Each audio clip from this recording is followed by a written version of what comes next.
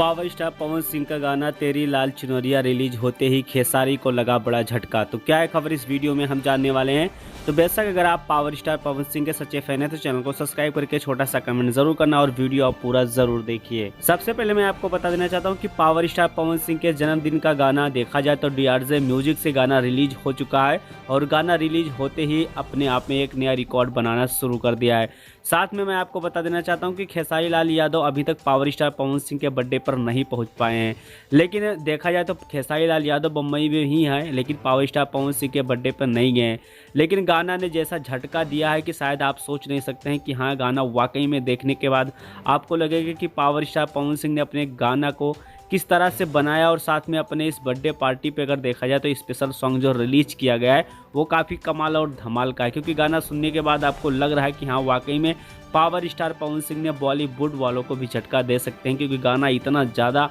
ज़बरदस्त बना हुआ है कि हाँ, वाकई में सुनने के बाद आपका दिल भी कहेगा कि वाकई में इसको दोबारा सुनना चाहिए। तो बेशक अगर बात की जाए तो गाना रिलीज होते ही देखा जाए तो नया रिकॉर्ड बनाना शुरू कर चुका है। तो बेशक इस पर आपका क्या राय चल रहा है, जो भी राय चल रहा है कमेंट बॉक्स में कमेंट ज़रूर करिए और मिलते हैं।